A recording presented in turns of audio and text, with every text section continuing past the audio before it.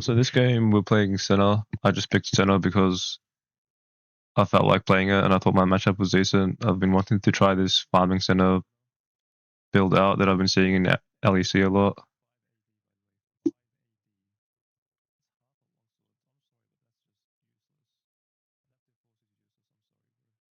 The standard routes here, once again, I'm testing the double HP scaling shard.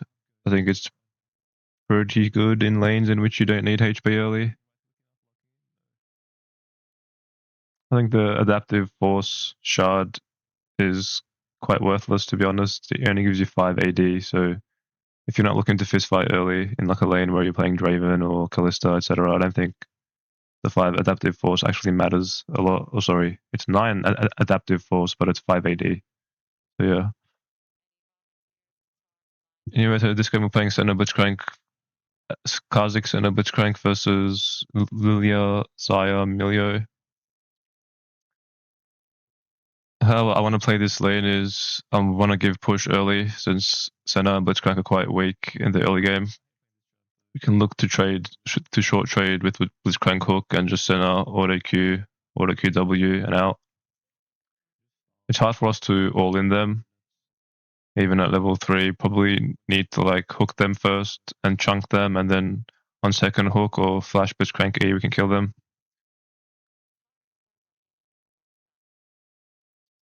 So pretty much when you play Senna, farming Senna at least, like you get a lot less souls than you do if you're playing fasting Senna. So it's really important that you try and trade a lot so you can make up for all of the souls that you miss by farming. You're still gonna have a lot less souls than you would if you were fasting, but yeah, it's still important to try and get as many souls as possible. I have a Kha'Zix here as well, so I'm down to leash him because I think leashing Kha'Zix would actually improve his clear speed, and I don't really lose anything by leashing. In general, I like to leash when there isn't much that I can do without leashing. So, for example, in this game, I'm going to lose push bot lane anyway, and at level 1, I can't even really do much, so leashing doesn't really affect my lane too much. So here, I'm just looking to start stacking souls and Milio. That's my goal, really, playing Senna in the early game. Just looking to have a nice, slow early game and just stack souls and farm.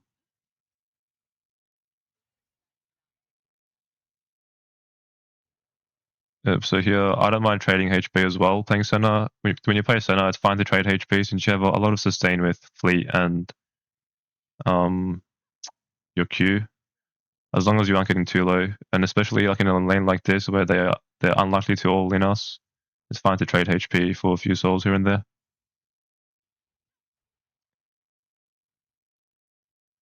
You just want to be careful of your mana when you're playing Senna because you can go quite fast. So here, just farming still, as usual. I'm posturing up here because I know that we hit level 2 now, so Blitzcrank can look for a hook and we can look for a trade. As you can see, even if nothing happens, just walking forward means that I get control of the wave here. Like, look how far back the enemy team is standing. Oh, unfortunately, we missed the hook, but they missed cannon because they were standing so far back. It's a concept that I like to use. It's like you kind of act like if the enemy team is good, they shouldn't be standing that far back because getting hooked isn't even that bad for them. But if you act like if you just act aggressively, sometimes the enemy team will just walk far back like that. So it's pretty good to act if you can. And here I'm chilling. This is pretty much the ideal lane state as Senna. You want to keep the wave on your side. This is pretty much perfect because now the enemy team has to walk up to hit the minions, and each time they do, you can just look to auto Q and get a soul. Like so, just look to trade. This Krang misses hook, which is unfortunate. But it's fine. The jungler ganks here.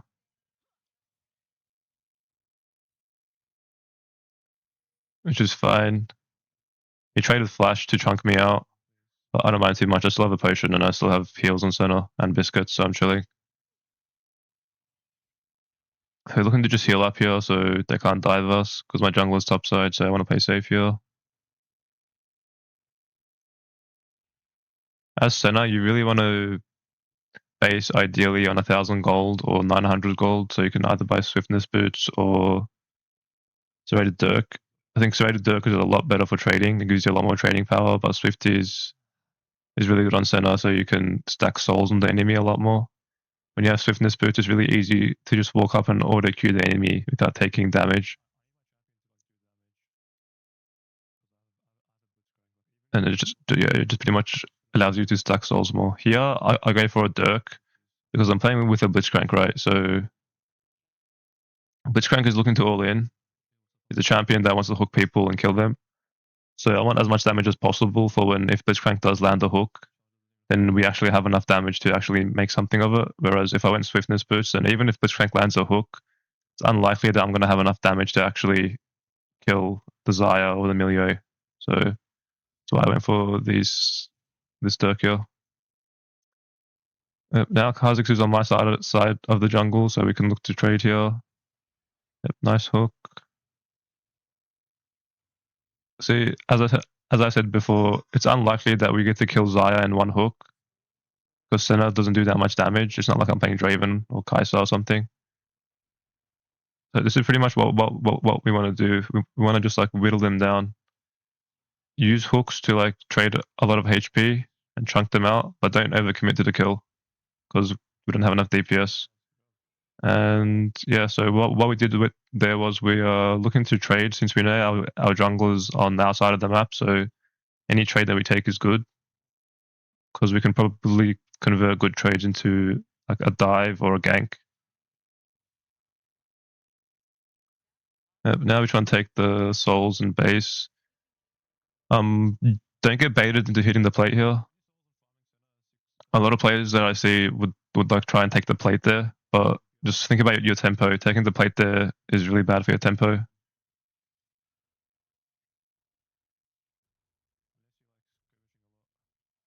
So I'd rather just base as soon as possible and get back out onto the map and back into lane ASAP.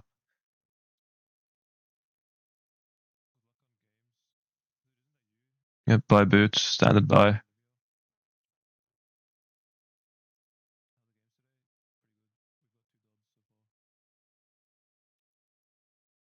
Now our jungler's on the top side of the map, so we don't really want to make bot lane too volatile because our jungler is like really far to help us. So once again, I'm just looking to just farm and chill here. Just get as many souls as possible.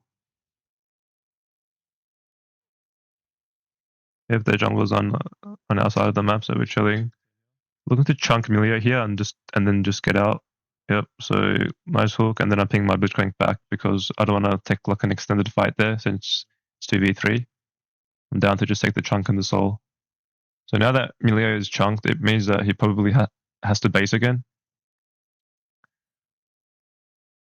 which is really good for us. So they should take Dragon here, but it's fine.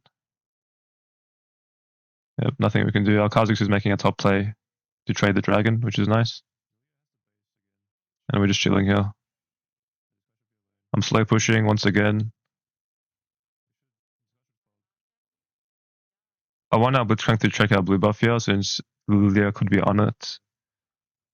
But once I see that Milio shows on the ward in mid, I assume that if Milio is roaming to grubs, then so is their jungler, because why would the Milio just roam to grubs by himself? It doesn't make sense.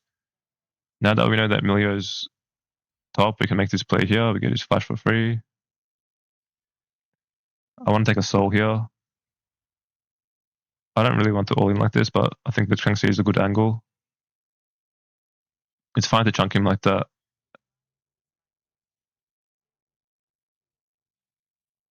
So now Zaya wants to find the base again. Finding chunks like this is really good in lanes like this because every point of HP matters for the enemy, right? Now that they're really low, like if they get hooked once, then they're guaranteed to die. So as a result, Zaya should find the base. Right here, I'm looking to like match Zaya's base. If Zaya bases, I'll base.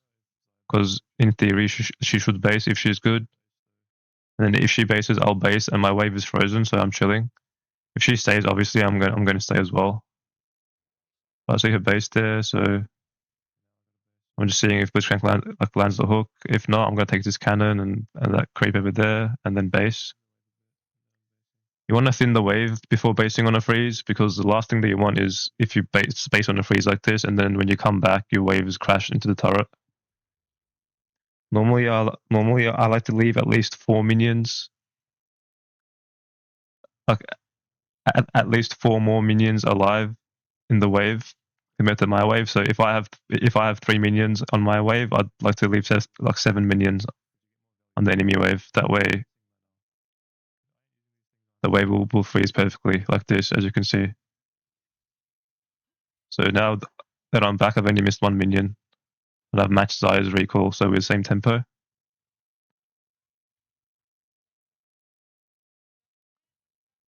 Here, I'm looking to just catch my wave under the turret. Kha'Zix is bot side again, so we can look to make a play with Kha'Zix if we want, but if you look at the map and see that his topside camps are all up, he doesn't really want to spend time making a play bot. He wants to go topside and farm his camps. And I'm fine with that too. Since I'm playing Senna, I'm just scaling.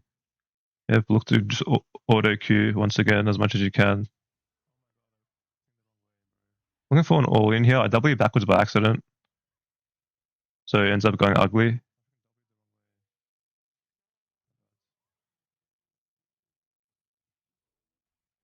That all-in was pretty bad by us, I won't lie. I was kind of just limit testing. But don't try this at home, you know. Once again, just looking to auto Q, get as much souls as possible, sustain up. With Senna, you want to use your fleet proc on the enemy as much as possible. Like if you Q through your minions and it hits the enemy, then you'll get the full value of the fleet proc. So that's what you want to try and do, because fleet heals you a lot more if you hit champions and turrets as opposed to hitting minions. So it heals you like 5 times more or something.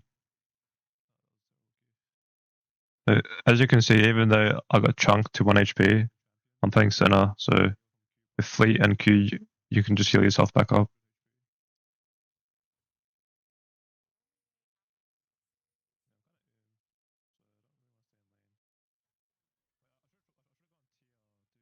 Here I'm so normally when you're you don't really want to fight, but I can see that Zai is also out of mana, so I'm down to trade here.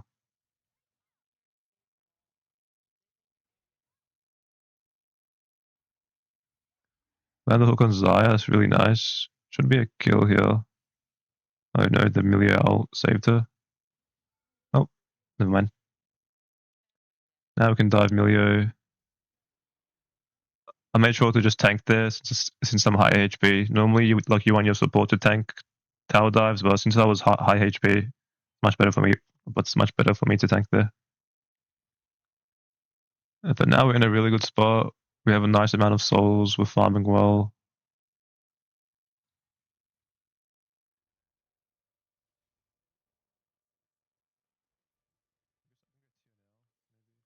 Make a base and come back out onto the map. I'm testing opportunity on Senna, and I wanted to test tier this game as well. I think opportunity is a really good item on Senna since it gives you a lot of lethality, especially when you're out of combat. And with Senna, having lethality empowers your ult and your Q, and like you can heal people when you're out of combat. So I feel like the lethality is actually quite valuable. Also, the passive that you get when you kill someone and you gain a short burst of movement speed, I think is really nice in fights. I think with the Ghostblade nerfs to ranged champions, I think opportunity just might be better as the first item than Ghostblade. So here we're making a mid play. I see Milio on mid, so I know I'm going to be 1v1 with Zaya on bot lane right now.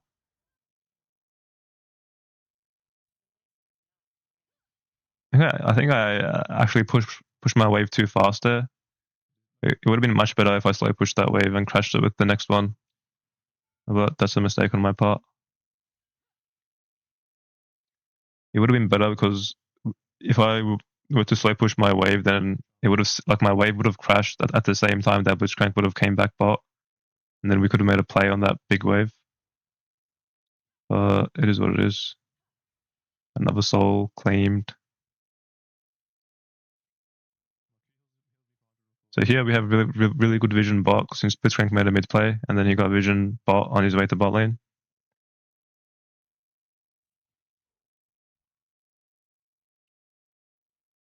Oh, so good. I'm just looking to bully the enemy team as much as possible now. I have my item complete.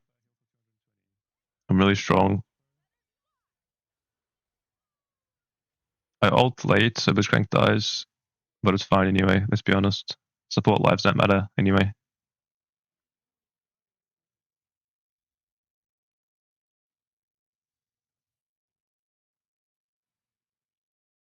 Here I'm staying to break the whole tower before I base. I have a lot of gold as well. I don't really want to build Mana Moon early since I bought a tier really late. My Mana Moon is going to be stacked really late, so I kind of don't want to buy it until later on.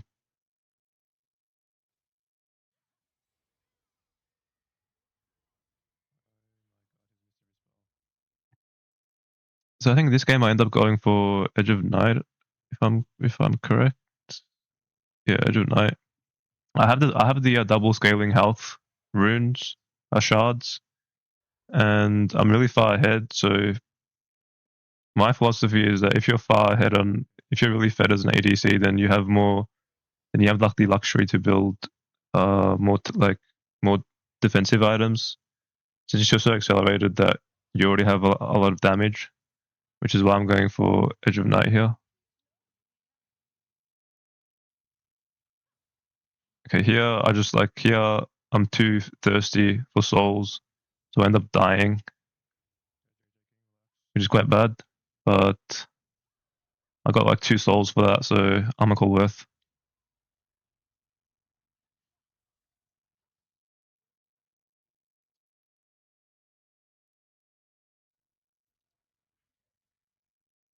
Also, I think Edge of Night is quite good versus the champions.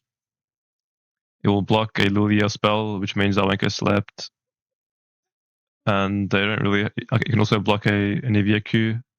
They don't really have a way to proc my Edge of Night except for Zyga QE, and it's pretty easy to like dodge right. I think it's good this game as well. Now at this point in the game, I gave Fiora quite a big shutdown, so I'm thinking about the enemy team's win condition. Since the team is quite far behind, except for the Anivia and the Fiora, in my mind, the enemy team's win condition is Fiora split pushing. So in a game like this, where their win condition is the only win condition is pretty much their split pusher, you want to use your mid priority. So priority is when you can push mid, and it's like when you can push mid first. I want to use our mid priority to pressure Fiora. I guess slept here, but it's fine. Actually, it's not fine. I end up dying, I think. Yep. He's playing my part. It's fine though. Brand's going to clean them all up. Calculated.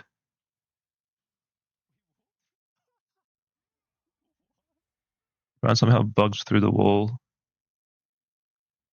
Anyway, so back to the game plan is I want to be able to push mid and then use my push mid to walk up and pressure Fiora on side so she can't split push. I think that's the way in which we win this game. We just take we take her vision, we deny her vision, and we put our vision topside, like on Fiora's side. Alternatively, we can just look to hard engage on the 4 people mid while Fiora split pushing with Kha'Zix's ult and Blitzcrank as well. Yeah, but I'm just thinking about Fiora getting like really fed in the side lane. But Na does kill her, so now I'm kind of chilling, and now I'm thinking, oh wait, if Na wins 1v1, then the enemy team doesn't really have a win condition.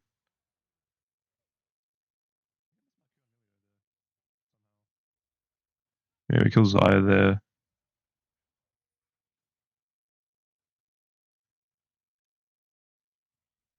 It's good when you play Senna, just make sure that you're always thinking about souls and trying to maximize soul collection, because they're a big part of your damage. They give you increased range, damage, crit, so many stats that you want as an ADC.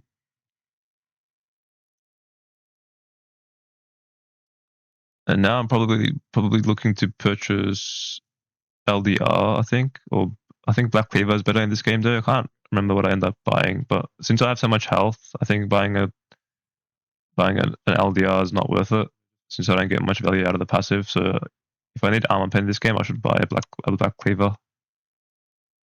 Yep, and when you play Senna, make sure to like hover near your jungler when they're taking camps,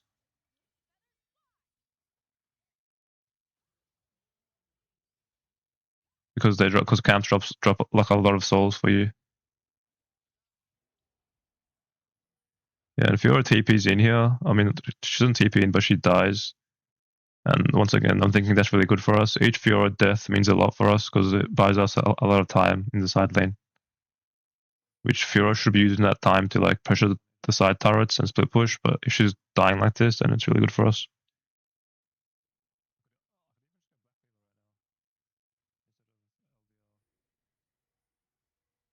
I'm just collecting souls.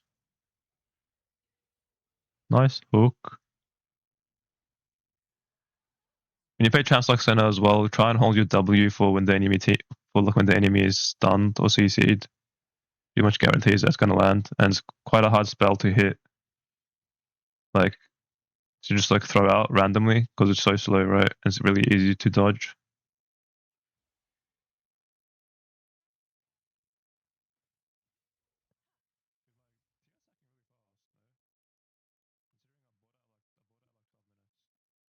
Once again, in this mid-game portion of the game, as an ADC, you pretty much just want to remain stable, play off your waves mid, play off your mid wave, make sure to keep pushing mid wave, and just try to collect as much farm as possible. See, I'm just collecting more souls.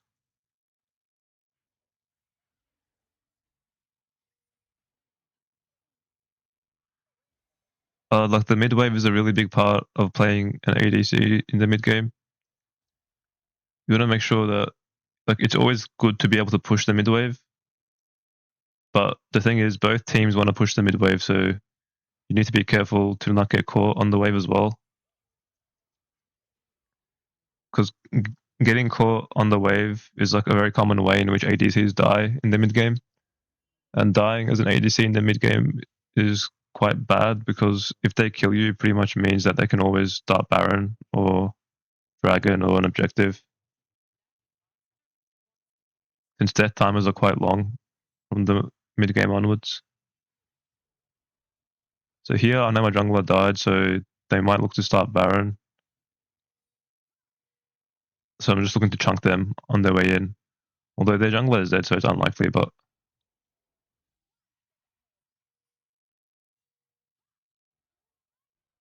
so here I know that like most of our team is dead. So the enemy team is looking to make a play here. So I'm just trying to like keep them interested and bait them. Because I know my team is respawning, so the longer that I keep them here, the better it is for us. So I end up baiting an Nivea there. Also, I only lived there because I went to the double HP scaling rune and I built Edge of Night. By the way, so just saying, it's pretty broken.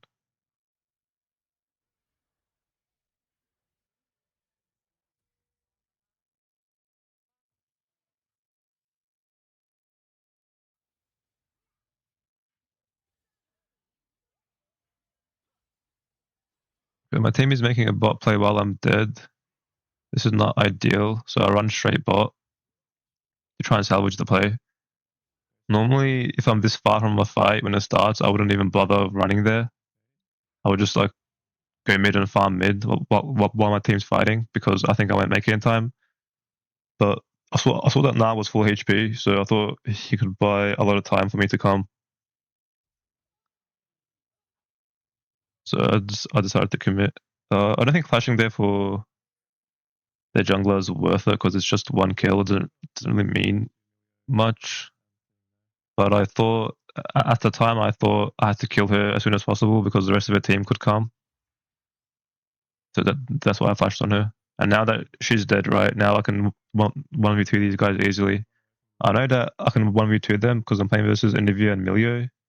Milio is pretty much useless, so it's a 1v1. And I know that with Anivia, all that I have to do is not stand in her ult and she can't kill me. And I'm playing Senna with like swiftness boots and fleet footwork, right? It's really easy to like just dodge her ult. I want to hit Dragon here, but they TP in for another fight, so just come down here and kill them. At this point in time, since we're ahead, the enemy team is just trying to find as many fights as possible to get back into the game and funnel as much gold as they can into themselves.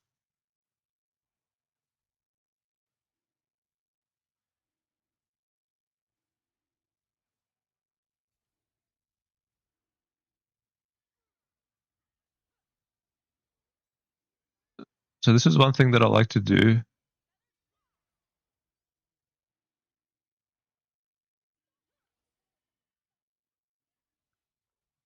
I know that my jungler is dead and the enemy jungler is alive, right? So it may seem wrong to start Dragon because since my jungler is dead and their jungler is alive, they have a smite, right? So they can always secure the objective. But I don't really care about the objective. What I care about is starting the dragon so the enemy team feels forced to come and contest. So I can force a fight. Because I don't really care about the dragon. What I care about is killing their jungler so we can start Baron. Because once we get Baron, then the game's over. So it's one thing to think about when you play as an ADC. Just think about starting objectives as a way to force the enemy team to fight you, as opposed to actually taking the objective. So since I started the dragon, it forced Lilia to come and try and contest it, and then she did. She got the dragon, but she died, and because she died, now we get Baron, which is worth way more than a dragon, right? So now ending the game is pretty much a formality. We're so far ahead. We've gotten Baron. Baron is also really good against split pushing champions like Fiora because it makes it pretty much impossible for them to split push while you have Baron. Also, like the split pushing champion really wants Baron themselves so they can split push way faster.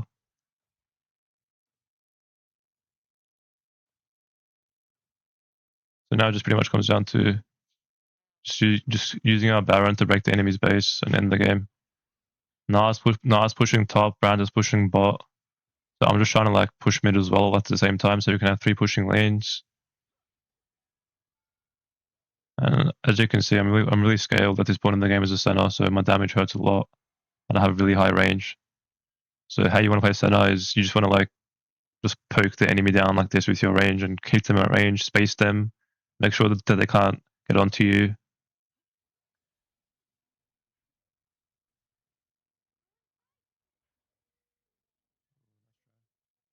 My DPS is quite high at this point in the game because I'm really fed, but in general, Senna's DPS isn't really as good as like a normal ADC's DPS. But that's why you want to leverage your range and movement speed to just kite and poke the enemy down slowly. So here I have Black Cleaver, so I want to base and come back onto the map. I know that Kha'Zix is also dead, so we don't want to find the fight right now. We want to wait for Kha'Zix to spawn, which is why I base. If Kha'Zix was alive, I would just stay and keep pressuring with Baron. But since he was dead, I thought I'll just take a base anyway. Because I'll be back onto the map at the same time as when he spawns. So now, once again, as you can see, I'm pushing mid. Like, you always want to push mid first as an ADC before you make a play. Because pushing mid forces the enemy team to respond to the wave mid. Or if they don't, they just lose farm. So right now, like, they aren't responding to the mid wave because they're defending bot. So now I just decide to make a play bot as well. And we should ace them here. Just hitting my closest target at this point. And we kill them all. If I Senna in fights, you want to try and DPS, but also you want to try and heal your teammates as well. You heal for like a pretty substantial amount at this point in the game. She's pretty like Senna's pretty unique in the sense that she's a supportive ADC. So like while sure like you want to deal DPS in fights, you also want to use your spells to heal your teammates, and also use your W to like CC people. And now we just walk up and end the game quite simply.